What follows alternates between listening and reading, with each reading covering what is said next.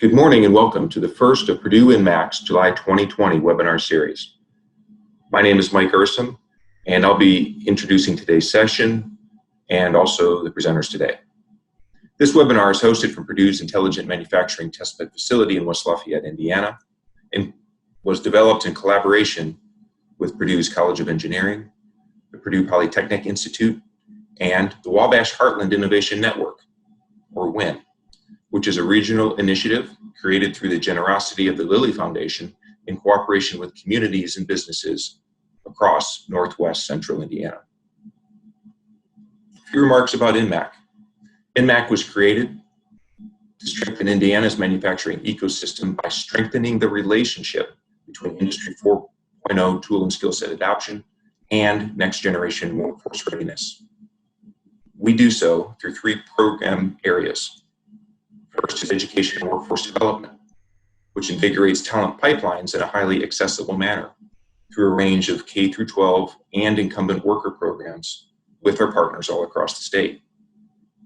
Additionally, through our integration and innovation services, we work with companies at their sites across Indiana to assist them in implementing their modernization projects. And we also have the Intelligent Manufacturing Testbed, which was recently launched, the space to investigate ways for manufacturers, regardless of their size, to overcome barriers to achieve Industry 4.0 in ways that work for them.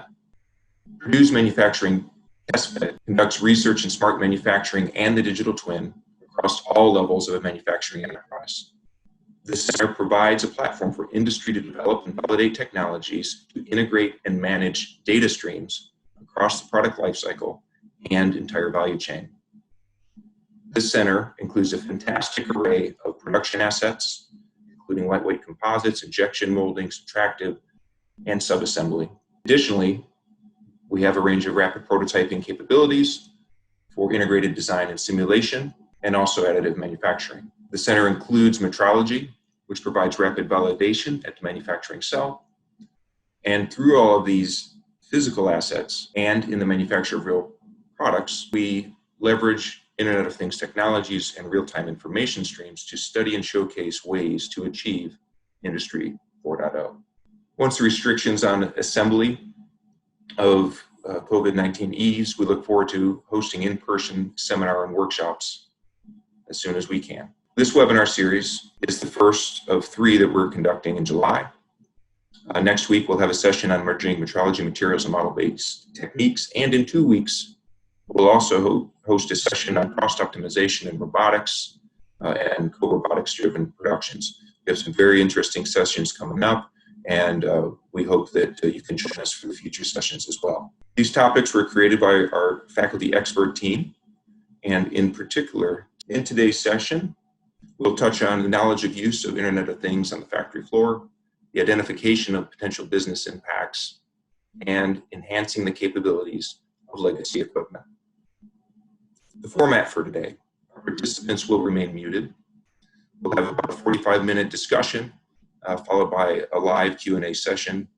And during our session, moderators will address questions as they come in through Zoom's Q&A tool. The survey will follow today's session, and we value your feedback. So please complete the Qualtrics survey when you do receive it as well. So without further delay, I'll introduce our speakers. Professor Martin June, working in a number of active testbed projects in our center here. Some of his projects include machine connectivity and IoT-based machine monitoring. In addition, he's working with predictive and preventative maintenance methods and systems and digital twins for remote operation and supervision. And joining Professor June today is Professor Brittany Newell. She also has a number of projects that are active in our center today, one of which is smart sensors and seals in one of our products, and another is IoT integrated products. She has a range of very interesting research. So with that, I would like to pass it over to Professor Martin June. Thank you, Mike. So today we would like to, Brittany and I would like to talk to you about Internet of Things and their use cases and their impacts and so on. Before I go into the details of Internet of Things, I'd like to talk about the evolution of manufacturing paradigms. We have gone a long way for manufacturing, from mass production all the way to predictive manufacturing. So we started with mass production, and then in order to improve quality, lean manufacturing, with the help of computers, we were able to achieve flexible manufacturing and better scientific knowledge, as well as internet. We are in the reconfigurable manufacturing. Now, the predictive manufacturing is coming into the picture. And in predictive manufacturing, the importance of transparency is needed. So with the transparency, which means that all the data that are with the machines, as well as the processes, and with the help of artificial intelligence as well as analytics, we can predict what's going to happen, what is needed, and so on. So with the help of big data, predictive analytics is possible. And as you have more data from all the machines as well as processes, you can do a number of different things. And now the machines are talking to each other and providing good information to human beings that allows autonomous communication between machines and humans, which will also enable autonomous operation, as well as autonomous predictions as well, and make decisions on how to remedy if there's any issues, or how to improve the production rate or quality as well. So what is Internet of Things? Internet of Things describes the network of physical objects that are embedded with sensors and so on, which allows communication between things as well as human beings. So we have IoT devices, sensors, and edge devices that will collect data, and then it will be collected to a hub, and then it gets analyzed, and either it is given to the humans so that we can make decisions, look at the analytics and make business decisions or a number of different decisions, or you can make autonomous decision itself based on the analytics, and then decide on the next actions. So all this data collection, as well as transferring data, as well as the analysis of data, become very important with Internet of Things. And Internet of Things is what allows all those things in the beginning. So industrial Internet of Things is where Internet of Things is applied into the industry.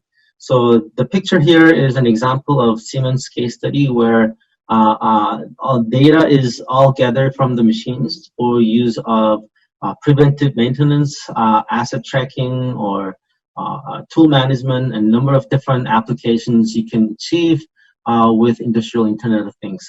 So with industrial Internet of Things, data is more high level. With everything is all collected to a source, to a server that can analyze the entire factory floor.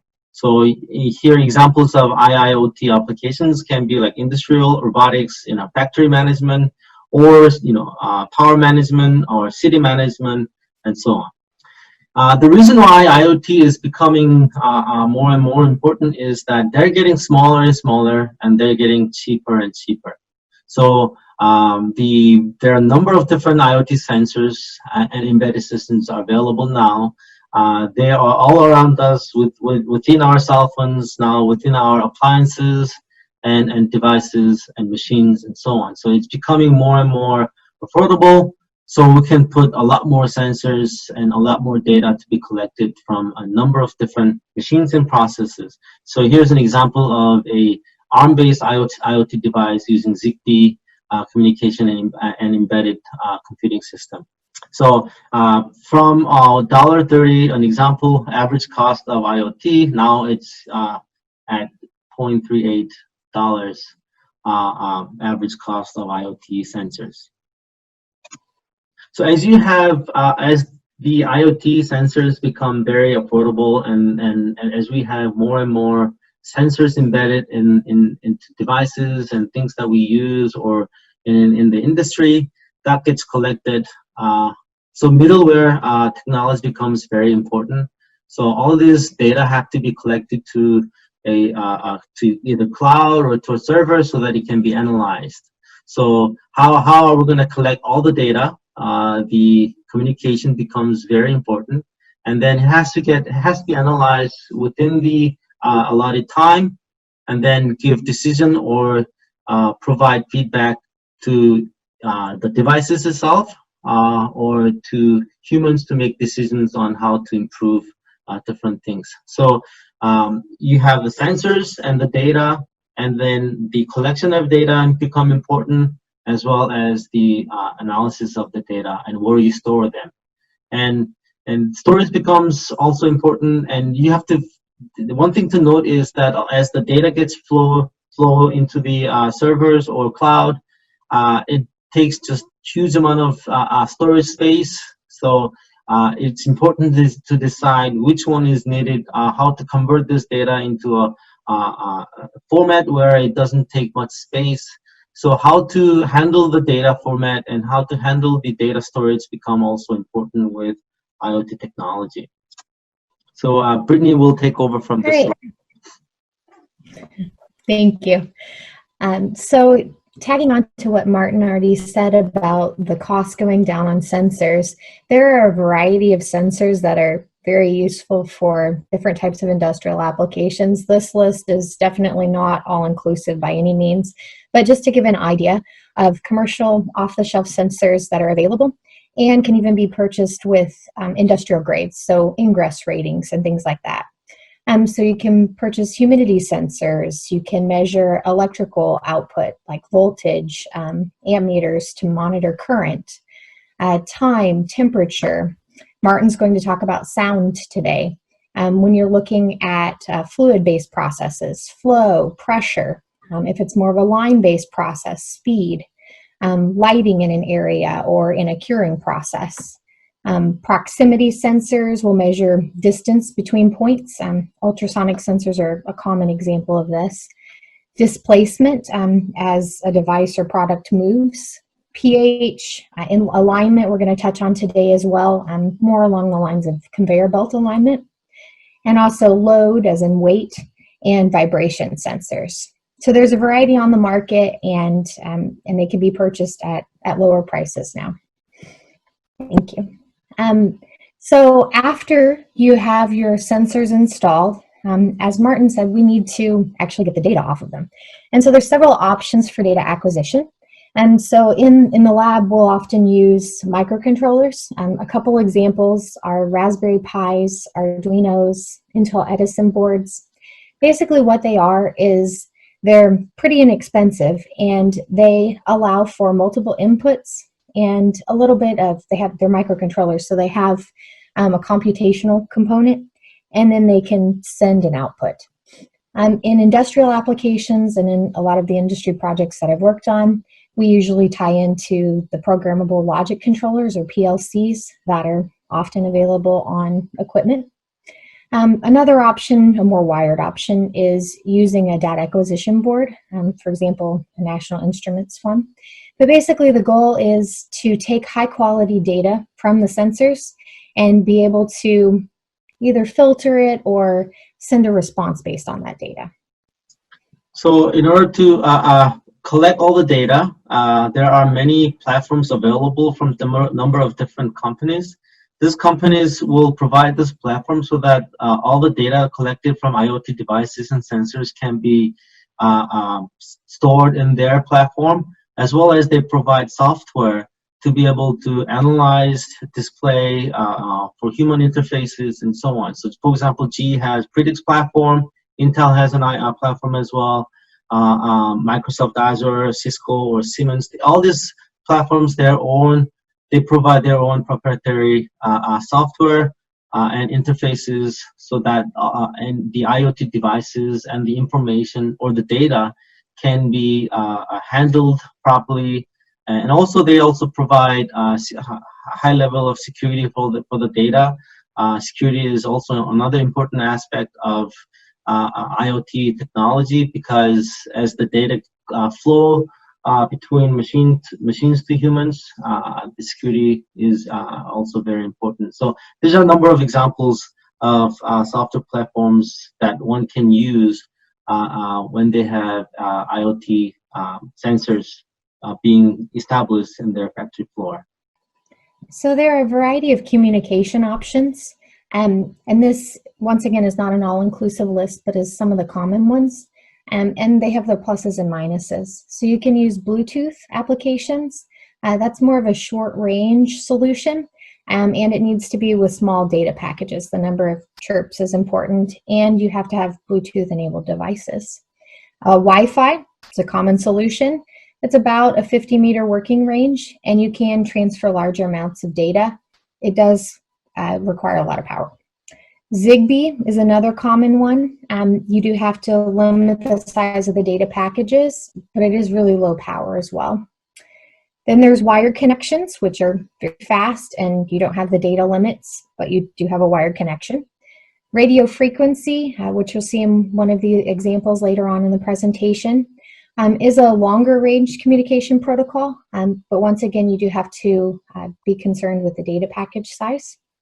LoRa is another solution, and this is really good for like open area applications, so commonly seen in agricultural types of sites.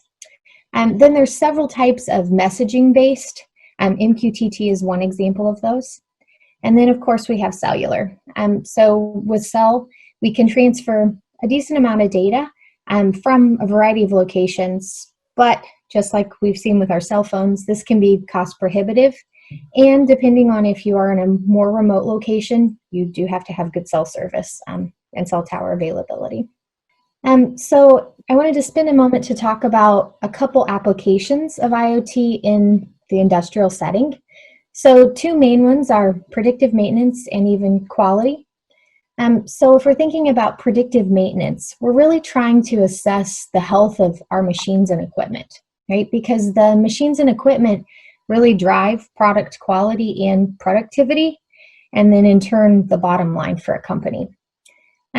So the problem is that machine health isn't always predictable. It's sometimes a component goes down on the line, and then that line can be down for a day or two and affect our time for shipment for vendors, and cause other issues. It can cause safety issues for employees as well. So can we utilize some of these sensing components, either sensors that are built into the components of the machine itself, as in like the nuts, the bolts, the hoses that actually make up the machine, and other components like the speed, because the operating conditions of the machine directly affect how long the components are going to work for, be healthy for. So currently, usually we do preventative maintenance. So for example, we will, change out a belt every year or whatever it is for the frequency. Sometimes that belt actually needs changed out. Sometimes it doesn't, right? So we are paying for it either way, and we're also bringing down our system either way. So using predictive maintenance, this actually tells us if the belt really does need changed or not based on operating conditions or the health of the belt itself. So the idea is to use these sensors, the data that we're getting off of it, and thresholding to understand that data to do this prediction. So also inline quality control. So I came out of industry before coming back to Purdue and was in quality and regulatory.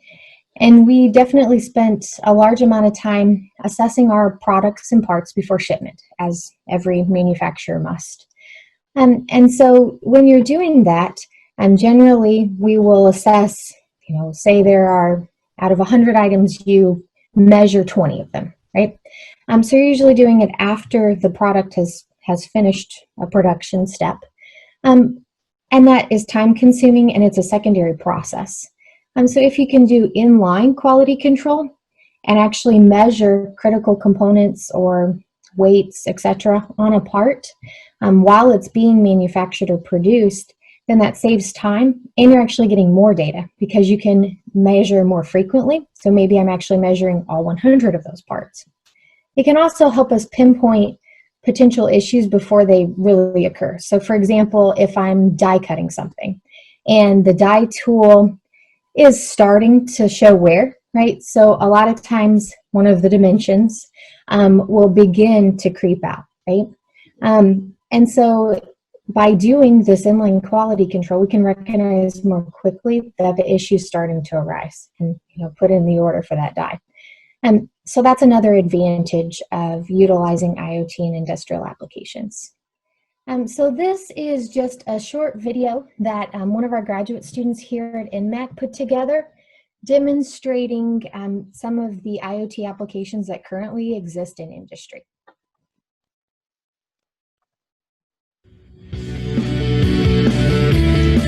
Hello and welcome to this IoT workshop. During this workshop, you will learn the basics about IoT, how it can increase an industry's performance, and most importantly, you will develop your very own basic IoT application to set a solid foundation for future projects you might develop. Let us start with the basics. What is IoT? IoT stands for Internet of Things. Put simply, it consists in connecting sensors, actuators, and more complex systems to a web server, gathering data that can be stored for later analysis or used right away to modify the current operation of a system. This has several advantages. For instance, collecting and storing data from a manufacturing process becomes easier than ever before, since all the information coming from a plethora of sensors is stored in a single location, easily available to the user.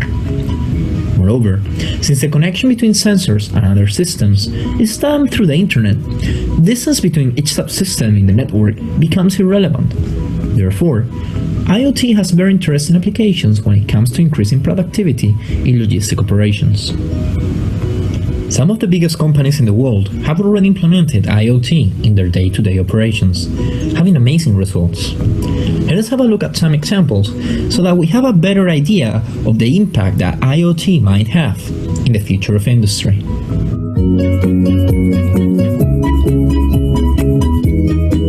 Airbus is one of the largest aircraft manufacturing companies in the world today. Based in Europe, its production line is spread through several countries.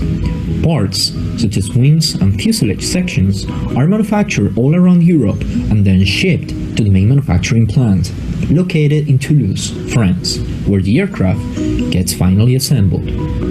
By implementing IoT in their logistic operations, Airbus has been able to cut its energy consumption in some processes by as much as 20%. In addition, monitoring the health and correct operation of the production equipment allowed them to reduce downtime and increase production efficiency up to 30%. Probably one of the most interesting uses of IoT in the industry is the one made by Amazon. While you might be familiar with their delivery hubs, where packages are delivered to a central location, speeding the delivery process, you might not be as familiar with the use Amazon makes of IoT in their warehouses. Amazon has managed to create an environment in which autonomous systems cooperate with humans in order to manage their inventory in a more efficient way, both in terms of time and space. This kind of collaboration, based on connected autonomous robots and human interfaces, has helped the company increase its efficiency and cut its operating costs by 20%. Moreover, Amazon is planning on taking this concept to the next level by automating their express order deliveries to your door by using a fleet of autonomous, interconnected drones.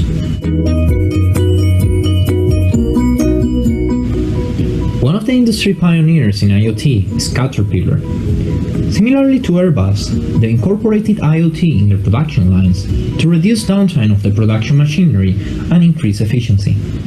However, they achieve interesting innovations, bringing the benefits of IoT to their customers.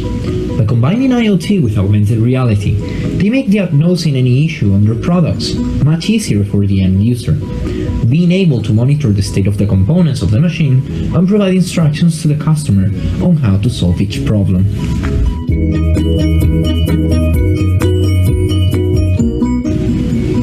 After all of these examples, you might be wondering, what do I need to start developing my own IoT application?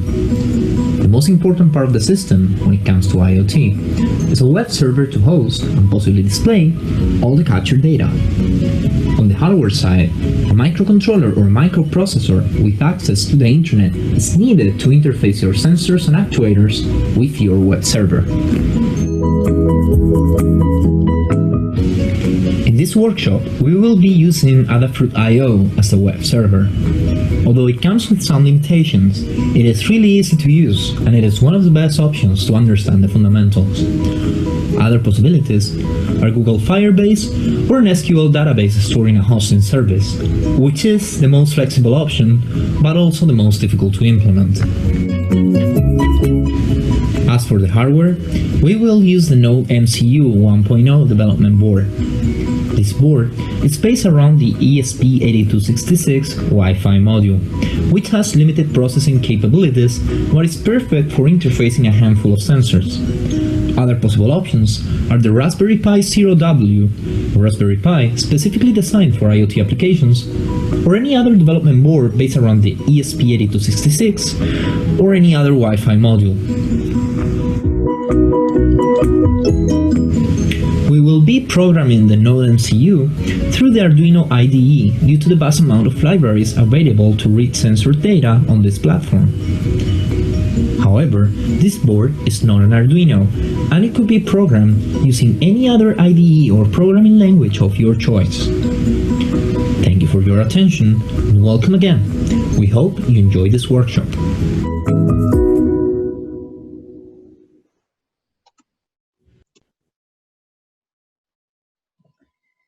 All right, this is one example of an industrial project that directly utilized IoT. And so I mentioned this when we talked about sensors. So this is monitoring the health of a conveyor belt.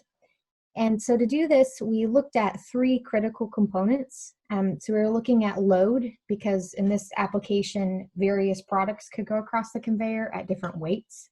The speed of the belt, so how fast the system was running, and the general alignment. The belt alignment was measured using a camera, so a vision analysis, and you'll see the results of that in a second. But basically what it did was it looked at 3 points across the belt and measured the distance between them to see if the belt was shifted or not. Belt misalignment generally means there's either an improper setting or that the belt is stretching and is wearing and breaking down. So from that, we acquired the data using the PLC, and we did have a computer that was analyzing the video. The reason for that was video takes a lot of bandwidth to send to the cloud, so we only sent the numeric data from the analysis. Then the data was transmitted via radio frequency with Zoom link modules. And we tested this in urban and agricultural environments and found it had about a 2-mile radius for transmission. And then once the data was received, it was transferred to an IoT gateway and stored on an Amazon web server.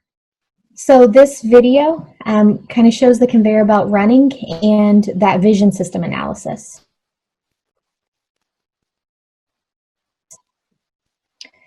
So you can see as it runs, the data, the numbers are changing for the means, and you can see kind of a plot of that as the product moves through. There's a load cell underneath that's weighing it as well.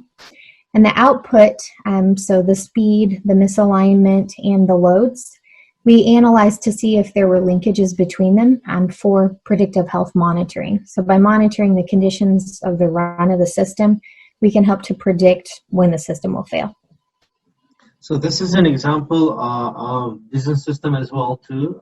So this is a using vision sensors through webcams to image cucumbers and then sort the cucumbers, whether they're long, short, or they're good quality, and so on. So this is just one example you can find.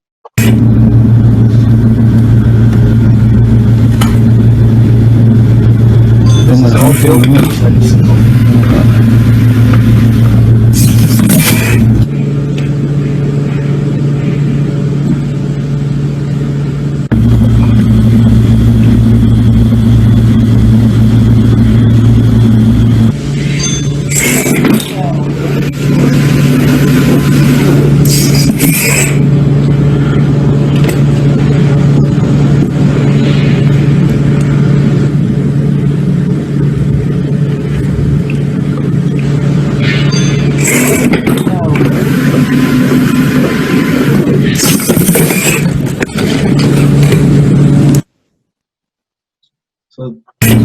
That's one example of using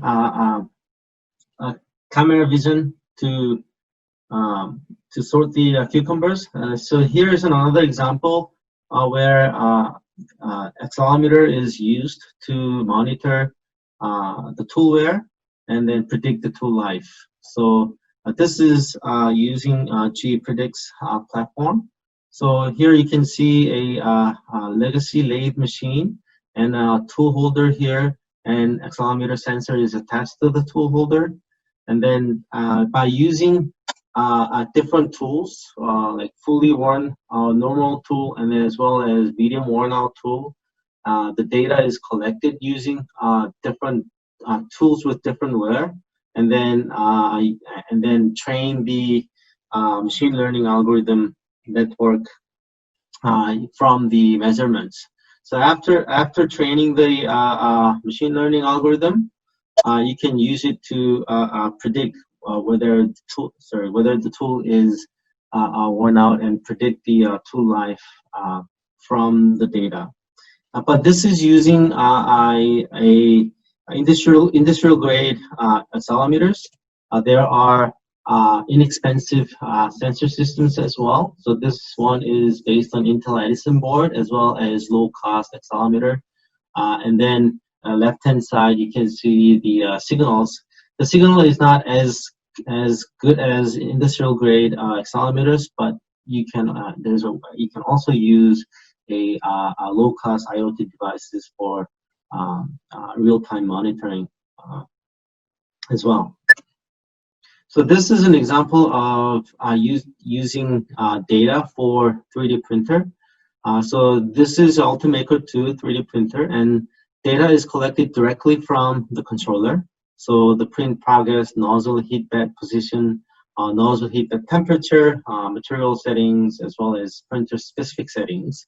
And then sensors are embedded into the 3D printer so that the nozzle acceleration, power consumption, air pollution, room temperature can be measured as well. So by measuring all of this, it can be utilized to be provided to the user as well as manufacturer or these technicians. So this is the scenario if we have the sensor data as well as the controller data coming into the controller. You have data overview, you have agents that analyzes the data, reports back to the controller, and then based on who you are, whether you're a customer, service technician, or manufacturer, the data information will be provided to each of them. The sensors are all IoT based. You have Raspberry Pi, power consumption, current sensor, you have air quality sensor, accelerometers, and so on. By using this data, you can control what kind of information can be provided to customers or service technicians or manufacturers. So for example, here you have a customer interface. Customer sees what the how much the printing is being progressed, whether it's finished, and so on. The service technician interface will be more in-depth information, so the technician can see all the data and can see all the alerts that are available that have arisen within the system, within the controller. So if there's any problem that is predicted, then service technician can look ahead and take actions.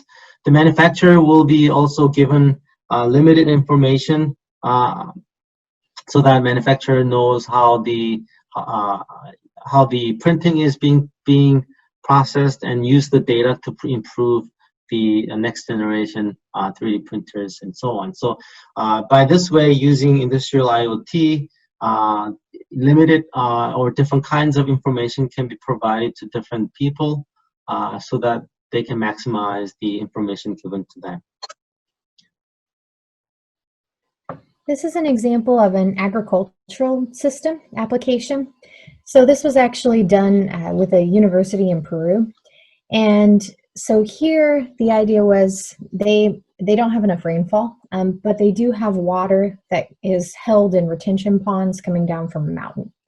So the problem is that they were using basically flood irrigation.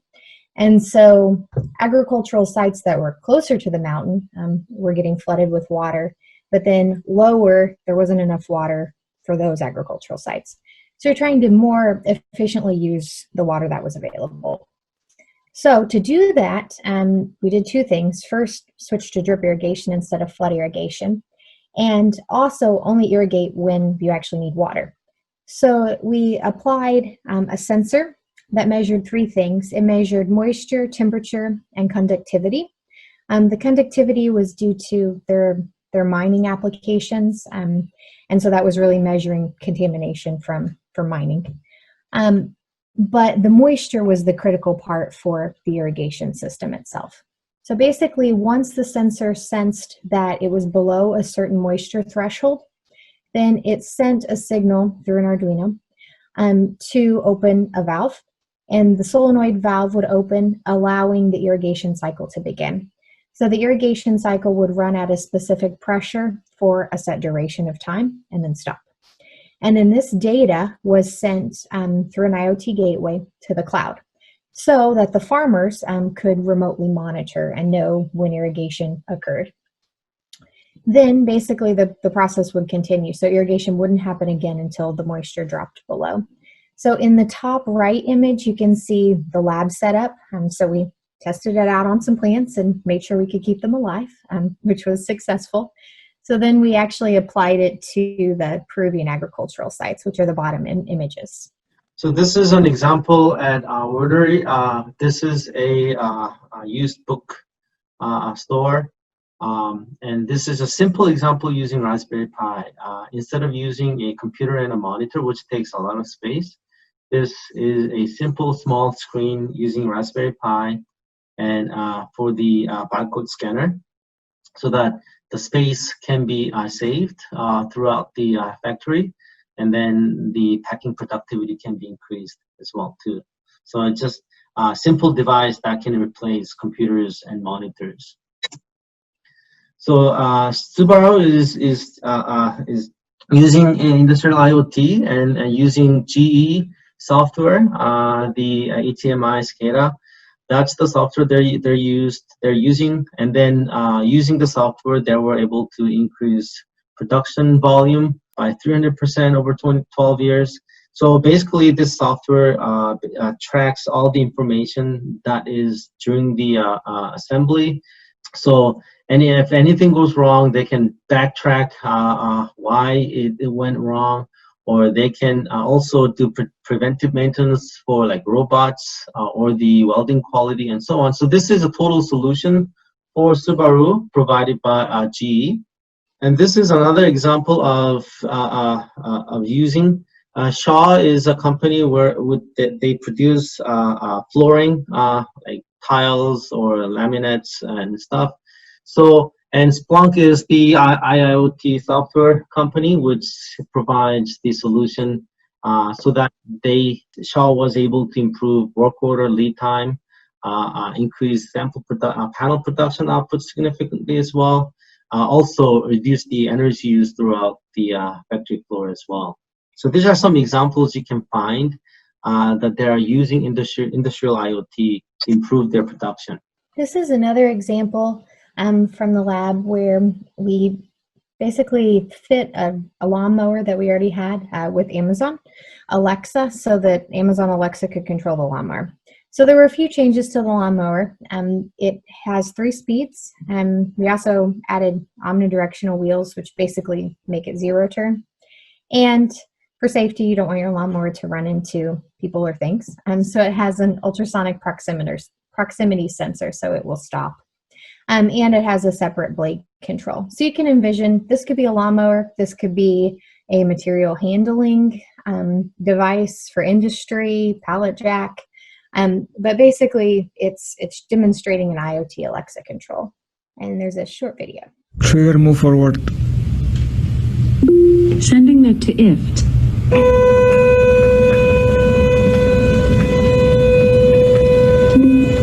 Trigger stop. Sending that to IFT. Trigger third speed. Sending it to IFT.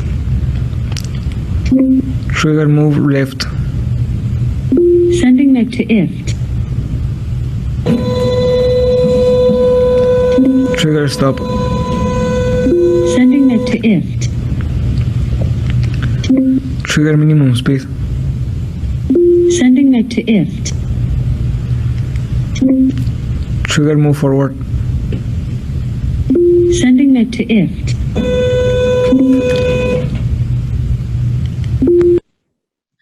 So this is another example we're doing in my lab for monitoring machines. This, as doctors examine patients with a stethoscope by listening to the heart sound or any sound that's coming from our body, you can use sound to monitor machines and diagnose the machines when you have internal sound. The reason why we wanted to use sound as a sensing device was because accelerometers, if you want to use industrial grade accelerometers, they are expensive. And then the data acquisition is not as easy because it requires high sampling rate. But then IoT technology is quite advanced with sound because we use sound to for cell phones, a number of different audios, musics, and so on. So there are a lot of devices available to process and collect and send data for sounds. So we decided to use sound to monitor machines. So we have at IMI we have these internal sound sensors deployed at a milling machine and a lathe. So, and we're using Raspberry Pi to collect the sound data. And then Raspberry Pi is installed with a machine learning algorithm so that you can make decisions on or do the analysis on what the sound is actually telling you. So the video is an example of a sound, the sensor determining the Raspberry Pi determining whether the power is on, whether the coolant is on, whether the chip auger is on, or the spindle is on, or what is the sound at different spindle RPMs. So this is using machine learning algorithm. I'm just reducing the sound because the sound is quite large in this video. So right now the power is off, the mist controller and the coolant, everything is off. And then as soon as you start turning them on, from the sound we can determine what's happening.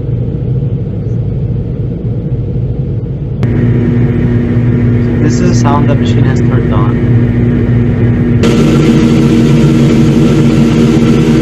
This collector is on.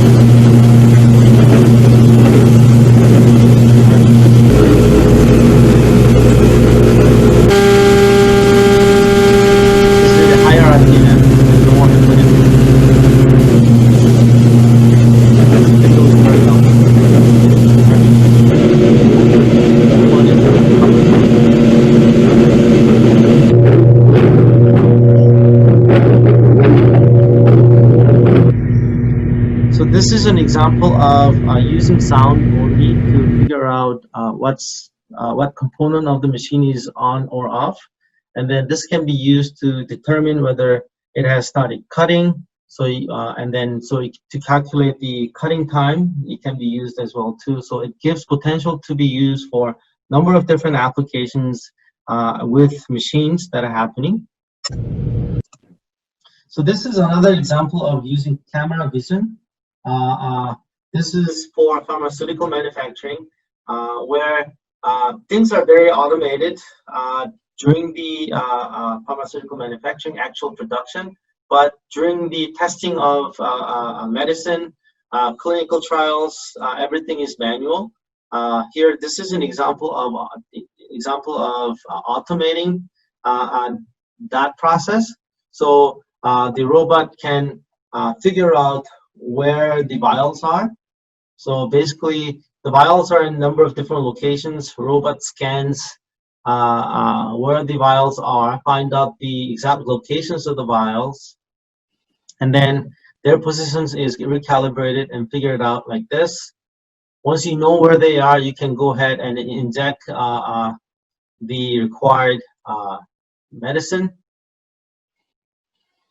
And this is for lyophilization, where it needs to go through freeze drying. So once it is filled up with medicine, you can do capping. This sometimes before freeze drying, it has to be capped halfway so that it can be dried. This is an example of closing it fully, and this is an example of closing it halfway. And robot doesn't know, it's not programmed to know where the vials are. It figured out where the vials are already and then does the operation autonomously. So this is an example of using camera vision to figure out where parts are and do it autonomously.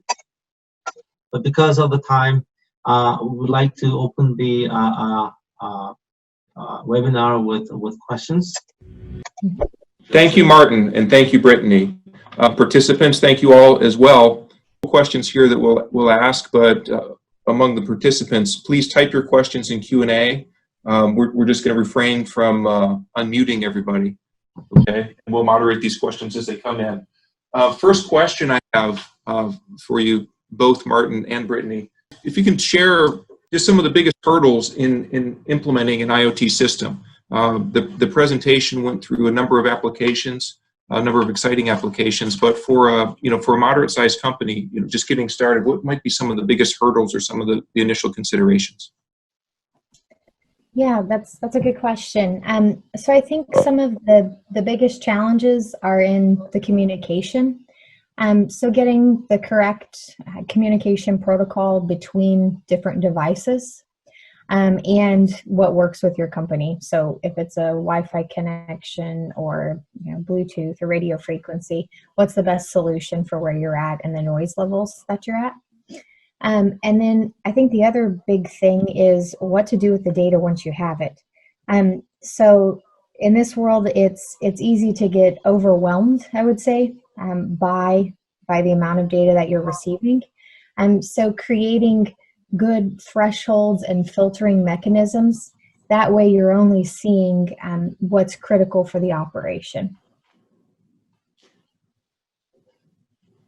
Yeah, I agree with Brittany, and I think also knowing exactly what you want to measure and for what purposes is important, and that's going to help with the planning as you get data with the IoT devices. Thank you. Thank you both. There's a question that's been offered to both of you. So can we touch on a little discussion of the decision between edge analytics versus cloud analytics? How would one balance one versus the other in considering applications in their shop floor? Certainly, edge analytics, you have limited space, so the capability will be limited. If you have a trained model, that can be certainly used in edge devices very easily. But if you need to collect data and then analyze it further or train the model, which requires a lot of data, that's difficult to be done on edge devices. So it should be done on cloud. Exactly. I fully agree with what Martin said. I think it depends on kind of where and what the data is. So if it needs to be something that's more physical and local to that particular site, or something that you're going to want to analyze further remotely, then that leads to the decision. Thank you. Just a general question. It's nice to see some examples of use of legacy equipment. What types of equipment upgrades might be necessary to integrate IoT solutions versus bolt-on type solutions? That's a good question as well. And it depends on the type of equipment in the industrial facility. But a lot of times you can utilize, for example, the PLCs that exist on on a legacy piece of equipment to tie in. Or you can add secondary sensors, like we showed in some of the examples. So it's dependent on the piece of equipment, what it's already equipped with, and what the actual sensing needs are of the system. But it can definitely be done in a variety of ways, and with, I would say, pretty low cost solutions. Thank you. We have another question from the field, and this is really just an examination of best practices on network infrastructure in a manufacturing plant environment. This really gets into the machine network versus the IT network. Can we share some experiences and best practices? Yeah, if you have network systems, you have machines connected to the network and allow the data to be collected. I think that will be important, how you can have data collected from the machines, and then the data can be transferred over to the IT. There are some security issues as well once you have IT network connected with machines that have to be dealt with. And when you have, I mean, we try to do machine connected at different companies. And one of the issues that we run into was the IT network, how we can actually have machine data flowing through the IT network. And a lot of times we run into issues of not able to do it because of firewalls and security issues of the IT network. So we had to bypass the IT network and have the machine collected in a virtual channel and only use that. But certainly there are some issues to be dealt with that need to be carefully looked at by the IT department. Very good, thank you. Another question that we have is, how would a company work with Purdue, to develop an application for their shop? What opportunities, would there be to see some of these technologies that we saw today at Purdue in the manufacturing test bed? Definitely. So there's lots of opportunities to work with Purdue and the NMAC facility. So a lot of the research and work that you saw here, you can see in the IMI building or in our labs when we can have visitors back on campus. And there's numerous ways to actually engage in research opportunities so that we can build basically customized solutions for your particular industrial application. But we do research projects, short-term and long-term, with industrial sponsors where we directly work with you and meet with you on a weekly, bi-weekly basis and directly problem solve together. Yep, I agree with Brittany. If your application is similar to what we have at IMI in MAC, then we can develop customized solutions here, working with you, and then deploy it at your facilities. That's one thing we can do, or we can directly work with you and figure out a way to deploy solutions at your facilities as well. Thank you both for that answer. We do have another question. This is a great question that just came in. What low-cost machine learning package is recommended to get started to explore the possibilities of IoT? Google TensorFlow, which is free to use, and we have access to that. I think that's definitely a good product as well. We've used some of the Microsoft products in some of our work as well and been happy with those. Okay, very good, thank you. And in terms of implementing IoT, how much programming knowledge is generally needed for a simple application? That depends on what you want to do. Some applications, some sensors are very plug and play. And then the data is displayed on cloud and with good interfaces. So Some are very plug and play, easy to use. When you use Raspberry Pi and other IoT devices, you may need to do some programming, as Brittany said, but you can use a number of different programming languages. Great, thank you for that. Okay, we are just about at the conclusion of our hour. There's just two other questions or two other comments that I'd like to conclude with. But again, first, I'd like to extend my thanks to Martin and Brittany for preparing and delivering a great presentation today. For participants, there will be a PowerPoint, a PDF of the slides that is shared, and we're also recording today's sessions. We're going to edit that recording, and then we'll post it on the INMAC website in a few weeks. And so the videos will become available, that will be viewable, they'll be hosted on the Purdue INMAC site. And then for any company that's interested in working with INMAC, exploring, the test bed, connecting with the researchers, please contact me, and I'll connect you with the resources that we have available. So at this point, I would like to conclude today's session. There are two other upcoming workshops this month. One is next Wednesday, and another the week after that. I encourage everyone to spread the word, to participate if you can, share with your colleagues and others, about these resources available to them. Thank you, each and every one of you, for participating, and I look forward to speaking with you soon.